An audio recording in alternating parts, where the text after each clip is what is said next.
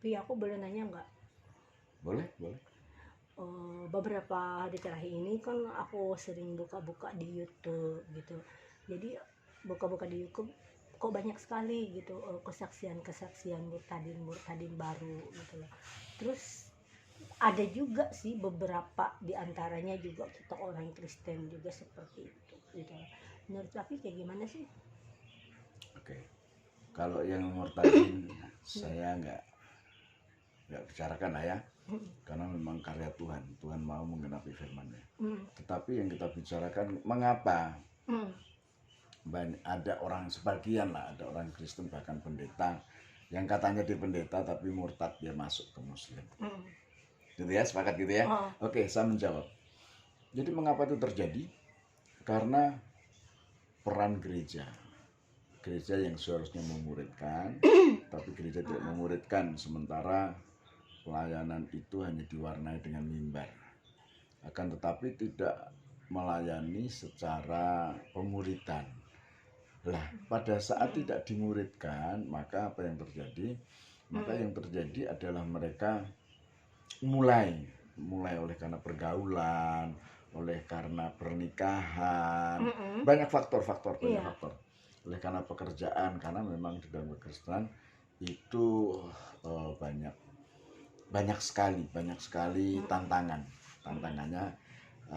Pada saat kita ini tetap di dalam Kristen, maka kadang-kadang kita disisihkan di dalam kerjaan, dan pada akhirnya banyak orang-orang Kristen yang memang dangkal imannya, dangkal pengertian tentang kristologi, lantas tentang teologi yang dangkal itu, maka akhirnya mereka menyeberanglah ke sana.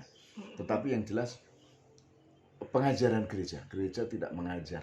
Gereja akhir-akhir ini, gereja tidak kembali kepada pengajaran. Ibadah itu hanya hari Minggu, ibadah itu hanya hari-hari raya.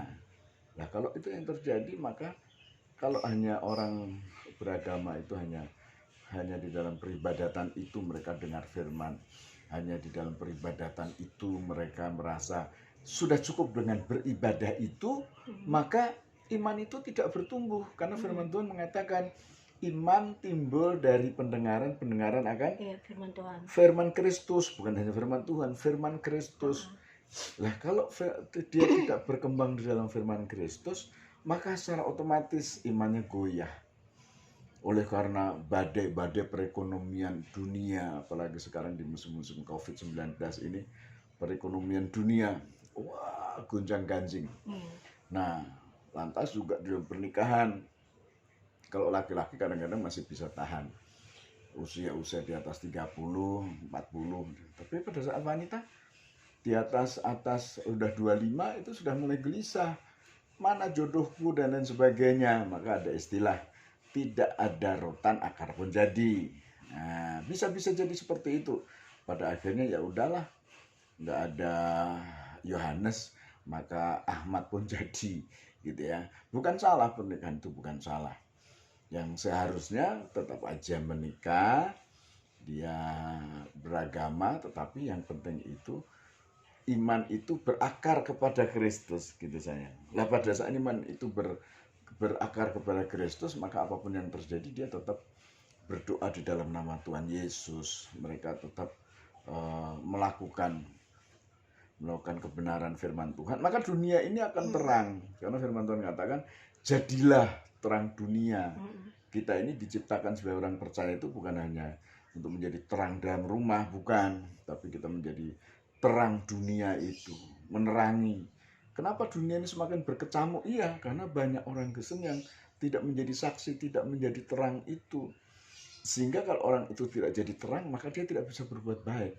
Ayat yang ke-16 di dalam pasal 5 Matius dikatakan, biarlah terangmu itu bercahaya di depan orang, dan orang melihat perbuatanmu yang baik. Artinya tanpa Kristus kamu tidak bisa berbuat baik. Mungkin hanya sekedar berbuat baik bisa, tapi untuk berbuat benar tidak. Itu yang jadi masalah. Kenapa ada orang Kristen yang murtad? Kalau pendeta yang murtad itu kita tidak hitung lah. Karena apa? Ya, mereka kependetaan yang diragukan, begitu. Seperti ada yang namanya Yahya Waloni. Dengar. Ya dengar, ya Waloni dengar. Rekodmu diketahui oleh orang banyak. Dia penipu, artinya ya abal-abal kependetaannya diragukan, sekolahnya diragukan, kesaksiannya diragukan. Sehingga pada bersaksi sesudah dia jadi muslim juga itu abal-abal. Dia mau menjelekkan Kristen dari mana aja nggak bisa. Mengatakan kalau Alkitab itu sudah dipalsukan, Alkitab itu bohong. Ya terserah Anda bohong, terserah. Karena apa? Menurut persepsimu yang sekarang kau melayani bukan melayani masyarakat, bukan melayani terang untuk dari terang dunia, kau melayani perut. Supaya kamu itu makan, maka kamu menjual hoax seperti itu. Sehingga apa? Kekristenanmu ketahuan sekali dulu dangkal banget, bukan hanya dangkal banget. Nah, kalau itu yang terjadi, ya wajar aja, namanya ya Waloni dihujat di mana-mana, ditolak di mana-mana sekarang. Nah, untuk mempertahankan kehidupannya aja nggak bisa karena memang hidupnya itu seperti itu diketahui. Terus ini nih yang menarik itu yang ketika murtadin itu bertobat, terus apa ya, mereka bisa dipakai Tuhan dengan sebegitu cepat dan luar biasa sekali gitu. Dan memang mereka berani bayar harga, kayak misalnya teman papi Om Tony, Om Hairul aja, terus kayak papi sendirilah gitu, kayak gimana sih. Sementara ya orang Kristen tadi ketika mereka berpaling dari kebenaran itu justru mereka menjelek-jelekan gitu ya. Kalau memang mereka tidak yakin dengan keyakinan yang lama bahwa ada keselamatan atau meyakini kain baru, tidak semestinya seharus seperti itu gitu loh. Nah, beda dengan murtadin itu gitu. Itu sih yang aku suka dari mereka gitu loh. Dan itu menimbulkan satu apa ya, kayak motivasi tersendiri sih buat aku gitu loh. Wong kita udah dari lahir Kristen gitu, tapi kok masih begini-begini saja gitu. Sementara mereka istilahnya begitu mereka tahu kebenaran, terus mereka benar-benar bertobat dan Tuhan pakai mereka luar biasa ya. Ya gimana lah gitu. Ya apa seperti wahai sahabatku Tony Bastaman di Amerika. Itu orang sampah dulu, Khairul itu orang sampah, tapi yang ngomong ini juga sampah banget gitu. Tapi begitu dia di dalam kebenaran, dia menyadari aku tidak bisa buat benar dengan usahaku. Keselamatan itu hanya oleh Tuhan. Pada saat kita merasa diselamatkan, maka apa yang terjadi? Lah buat apa kita hanya sekedar jadi Kristen, sekedar beragama Kristen? Buat apa? Gitu loh. Nggak ada artinya kalau kita hanya beragama aja. Dari kecil aku dilahirkan udah Kristen, sudah tahu haleluya. Ya ampun. Lah buat apa? Kekristenan bukan hanya itu. Kekristenan itu harus mengikuti firman Tuhan. Firman Tuhan katakan apa? Kamu adalah garam dunia. Artinya hidup kita tuh berguna bagi orang lain, memberikan rasa. Garam itu kan memberi rasa. Sekomplit apapun bumbu, kalau tidak ada garam ya nggak ada rasanya. Sama, kita ini adalah garam dunia, menggarami, sehingga bisa dirasakan oleh orang banyak. Ya terserah, mau diakui nggak diakui, terserah. Tapi kita hidup harus bisa dirasakan oleh orang lain. Merasa nggak? Kalau papi itu garam ini. Ngerasa. Jadi kita mengalami suatu perubahan. Nah, sekarang perubahan itu oleh karena apa? Sayur yang dulunya nggak ada rasanya dikasih garam jadi berasa. Berasa apa? Berasa sayur. Oh, ini sayur bayam. Itu kan karena garam tadi. Tapi di balik semua itu kan pasti ada harga yang harus dibayar. Oh iya. Harga yang ketika bayar harga itu pernah nggak terbersit rasa menyesal kok menjadi Kristen sebegininya gitu ternyata? Oh iya, pada saat kami jadi Kristen dulu istilahnya ya orang tua cuekin, keluarga hindarin dan lain sebagainya, itu bertahun-tahun lah. Tapi buat apa? Karena keselamatan itu pribadi, bukan rombongan, bukan.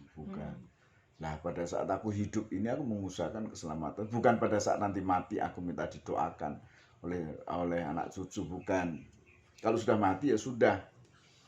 Nah, pada saat hidup inilah kita jadi garam. Pada saat hidup inilah kita jadi terang itu. Kalau dalam bahasa Arabnya itu habrur minanas, habrur minallah, artinya kalau kamu tidak bisa baik dengan orang yang kelihatan sekarang ini, bagaimana kita bisa baik dengan Allah, dengan Allah yang tidak kelihatan.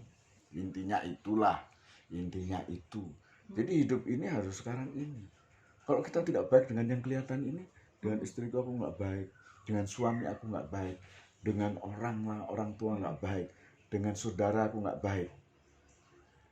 Tidak mungkin kita bisa bilang aku baik dengan Allah, aku sholat. Itu bullshit, tidak mungkin. Karena yang kelihatan ini lebih dulu, baru dengan yang tidak kelihatan.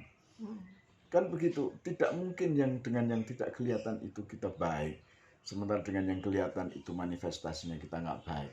Kita cuek, kita jahat. Mana mungkin kamu bisa baik dengan yang tidak kelihatan. Makanya ada kalau pemimpin-pemimpin agama, bukan hanya di dalam Islam, bukan hanya Hindu, Buddha, bukan hanya di dalam kekristenan termasuk. Kalau Anda sebagai pemimpin, Anda tidak baik dengan yang kelihatan. Dengan sesama hamba Tuhan Anda tidak baik. Dengan umat engkau tidak baik. Hamba Tuhan isinya hanya ngerumpi, hanya ngomongin kejelekan orang. Bagaimana Anda bisa untuk baik dengan Tuhan? Yang kau sebut Tuhan yang tidak kelihatan itu bohong besar. Dengar baik-baik, dengar baik-baik. Kalau Anda tidak bisa baik dengan yang kelihatan, tidak mungkin Anda bisa baik dengan Allah yang tidak kelihatan itu. Makanya pada saat umat Israel dimusnahkan, dihancurkan oleh Tuhan sendiri. Berapa ribu orang coba. Kenapa? Karena dia tidak baik dengan yang tidak kelihatan. Dia bikin patung, dia bikin dan lain sebagainya, menyembah berhala. Nah sekarang ini harus kita buktikan di bulan-bulan akhir ini, bulan Desember. Kita tinggal beberapa hari kita akan mengganti tahun kita. Dengar. Kalau kita sudah mau ganti tahun, kita masih kelakuannya masih tahun-tahun ini, tahun 2020 Anda masih lakukan di tahun 2021 nanti, kau tidak akan pernah berkembang. Kau tidak akan pernah mengembang. Roti yang tidak pernah mengembang itu dilempar anjing aja, anjing lari, kaing. Itu harus ada pengembangnya, harus mengembang, harus berkembang iman kita itu. Nah, untuk itu para yang murtad pada saudaraku yang keluar dari kebenaran kembali. Karena kebenaran hanya ada di dalam nama Tuhan Yesus. Firman Tuhan katakan begini, akulah jalan, kebenaran, dan hidup. Artinya tidak ada kehidupan di luar Tuhan. Tidak ada kebenaran di luar Tuhan. Hanya di dalam Tuhan kita menemukan kebenaran. Saya kira gitu renungan ini. Renungan baik-baik, berubah. Melalui perubahan Anda, orang lain akan berubah. Saya kira begitu. Tuhan memberkati kita.